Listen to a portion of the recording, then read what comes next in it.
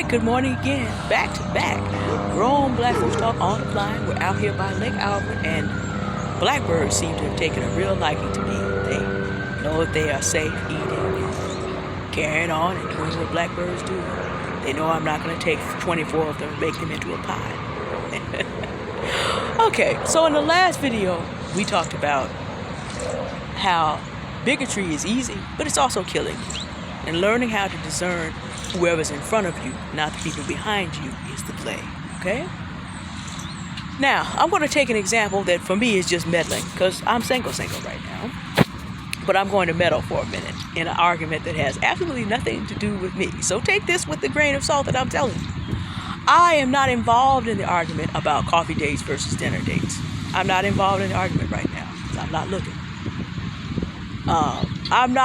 I was more upset and disgusted when the late Kevin Samuels came out talking about women shouldn't even ask for dates after 5 unless they expect to give it up. I'm like, sir, that doesn't say anything about what women should do except avoid the whole group of men that you are teaching it this way. Because if y'all want to be perverts and fornicators and savages and dissolutes and spread STDs and side babies that you have no intent of taking care of, if y'all want to wreck your lineage and your legacy like that, that's on y'all. But that doesn't say anything about women, what women should do except to avoid every single one of you. Now, how big is the manosphere, though? Let's go back to the video that we talked about before. Taking Kevin Samuels' whole subscriber base, that at its peak was about 1.4 million, about 70% of those were supposedly the women. Meaning that of his whole subscriber base, there were only about 400,000 in there.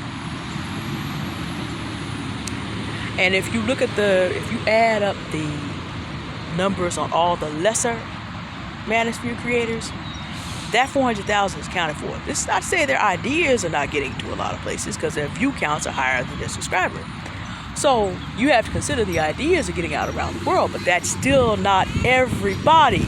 So you still have to learn to look at what's in front of you. Now, I realize that a lot of black women have come to the conclusion that dating other races of men is a way to avoid this. Ideas have no color, though.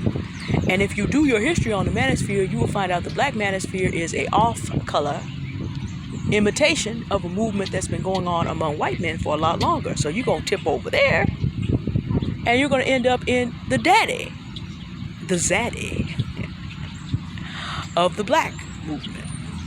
The black movement is a copy of things that have been going on for 30 years. Approximately 30 years. So, again, it's not the color of the man. You have to learn how to discern who's in front of you.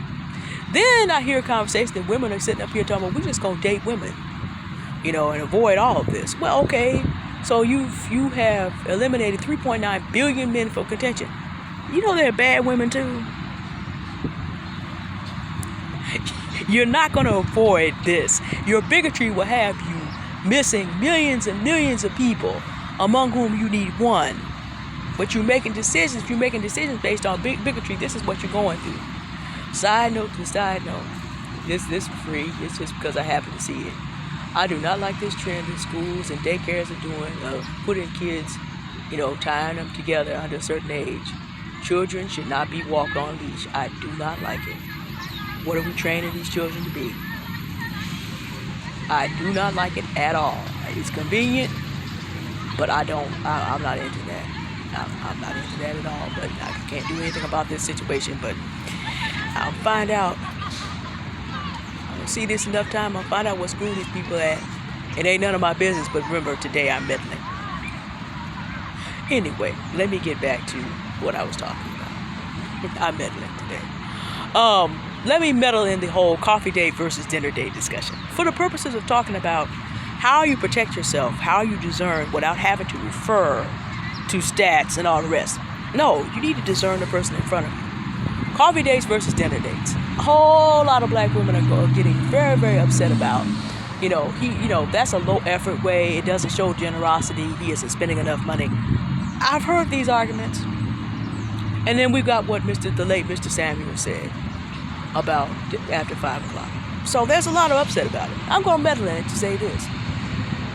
If the purpose that you are going is not to, because X number of million men are high, low effort and blah, blah, blah. If you take that off for a minute, you do know that as a woman, meeting men in a publicly well-lit place during the daytime is actually to your advantage, right?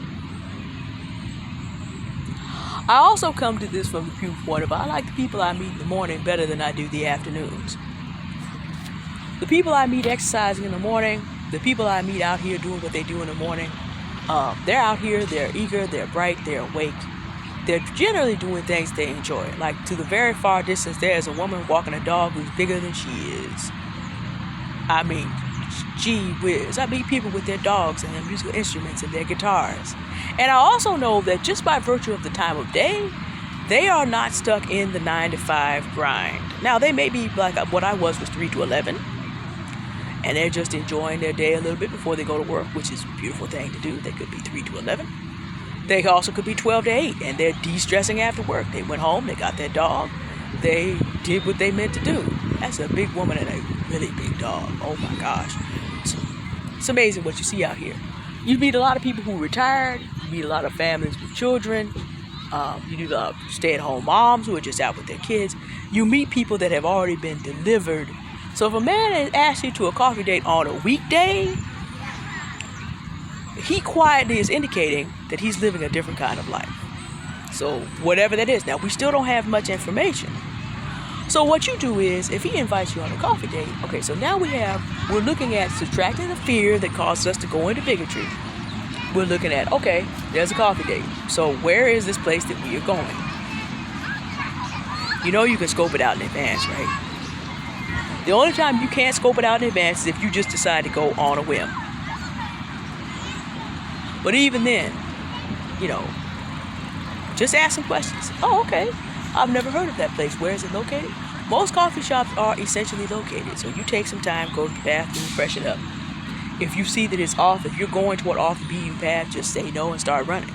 But most coffee shops are going to be essentially located, and it is daytime. So you be friendly and smile at the people that you meet as you're passing, and keep up conversation with them, but also make yourself known to the people around you. Because what are you doing? You're establishing that the two of you will be identified. Two of you will be identified. It's broad daylight. Most coffee shops are open and airy, and it's still September. We'll be getting into October, but they're even more open and airy because of COVID. So a lot of opportunities to be seen. So even if you go the day on a lark, you meet somebody who's interested enough to have a conversation with them, even then, you just put in, okay, it's daytime, I'm paying attention to the streets that I'm passing, I'm paying attention to the places that I'm going, I'm paying attention to, I'll go to the bathroom and find out what public transportation options, how fast can a ride share get here, all this you can do, okay? Because you don't know this man. And don't think of it, and men will hear this is insulting. This ain't got nothing to do with me. No, player, you ought to be doing this too, actually. You're just picking up random people. You don't know who that woman knows. And the thing about it is, a woman well-armed can take you out of here. You don't know who that woman is. You don't know if you're meeting a fatal attraction either.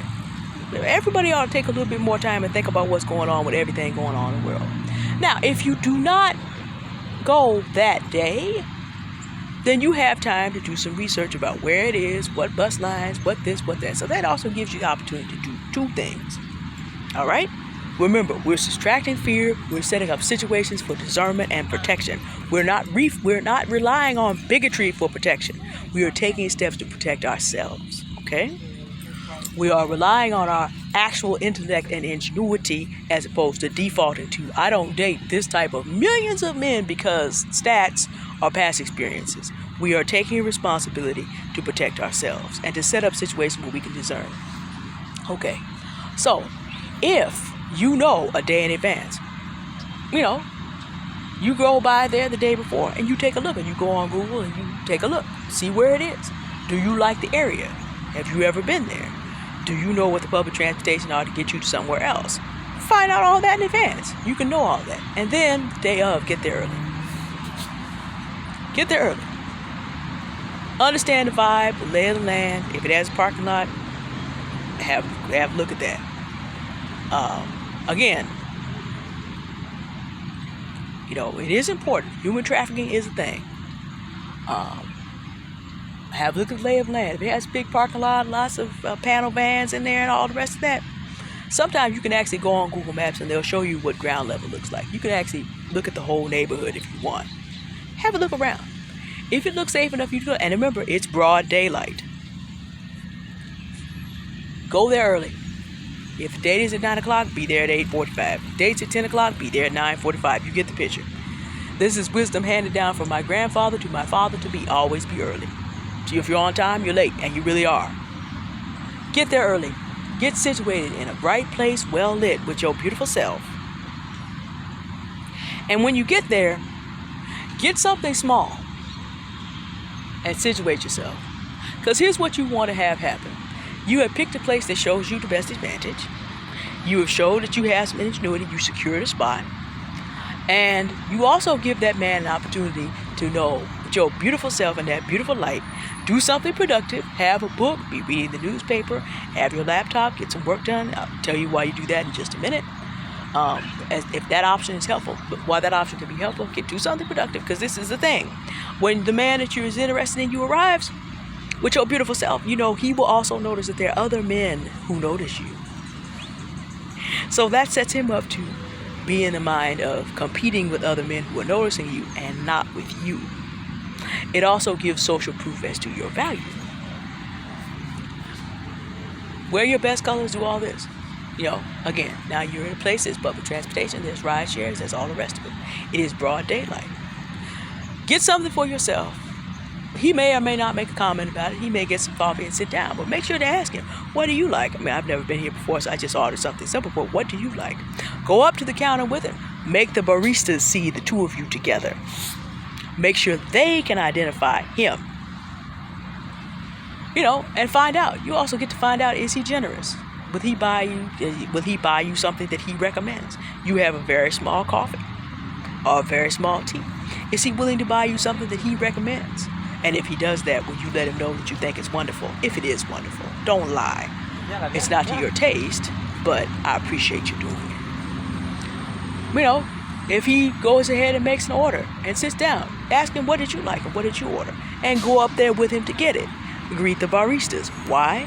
You are identifying another group of people who are employees there who will see him and you.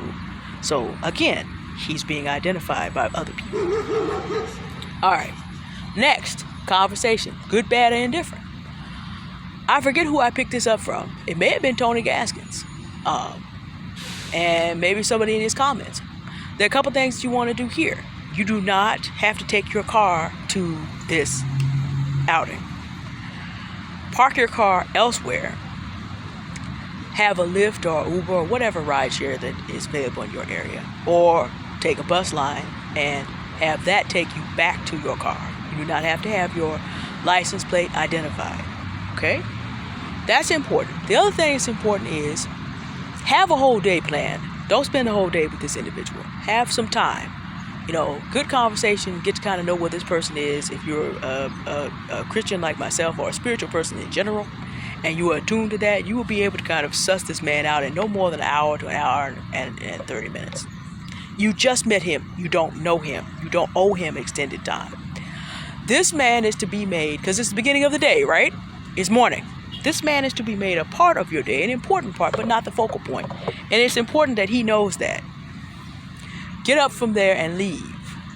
And what you do from there is you get on with the activities of your day. Make it a full way.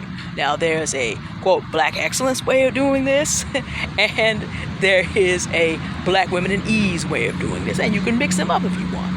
Okay, so most of us who are still working in the middle of life, you have this date, you give him so much time, and you tell him, I've got to take some other things. I got a meeting, I got a this, I got a that, I got a this, I got a that.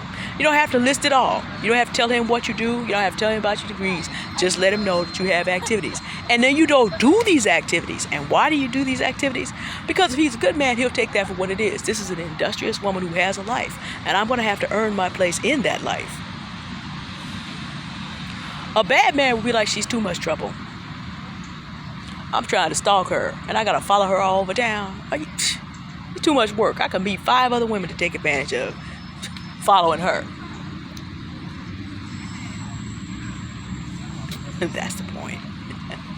Now, if you don't want to have a day full of work, depending on what your schedule is, if you live in a big city or you come into a big city, most big hotels have day rooms. They have day rooms. So you look at your coffee shop, you look where the nearest path to the best hotel in the area is. A day rooms cost a quarter of what it costs to stay overnight. So you set up, and all of them have at least 9 o'clock, 10 o'clock start times. So you go on and reserve this day room. Put on your beautiful items, you go on your coffee date. If he insists, he notices you don't have a car, and he insists on dropping you off, you know where he drops you off? At the finest hotel in town. Let him wonder about it. And if you get a creepy vibe for him, you go to your day room, you change clothes into your sweatsuit, do whatever you need to do to your hair, put on a hoodie, put your hat on backwards, whatever you need to do, change your clothes, go out the back entrance, go out one of the side entrances of the hotel, because he can only be in one place at once. Go to your car, your public transportation, and go back to your house and just write that off. If you get any kind of creepy vibes from it. But the other thing this lets you do is enjoy the amenities of the hotel as long as you have that key card. So if you go to a 11 o'clock date, you got there at 9, you've had a chance to go to the spa, you've had a chance to go relax, you've got a chance to go to massage, you go to this date at the top of your relaxed and gorgeous feminine beauty. You return to the hotel and have lunch. And you sit there and you process everything that happened on this date in a place of ease. If you happen to be going about your activities, you take yourself to late lunch and you do exactly the same thing. And you remind yourself that because you're able to provide for yourself, you're not desperate. And because you're not desperate, you can discern this man. And because you have set things in order for your protection so that you discern him. We are not making a reference to what his race may or may not have done to black people and black women in particular. We are not making a reference to how much money you have to spend, because again, if you don't have the hotel route available, you fill it with activities that you need to do. You just make sure that you stop on late lunch, or what I'm doing, stop in the park and consider.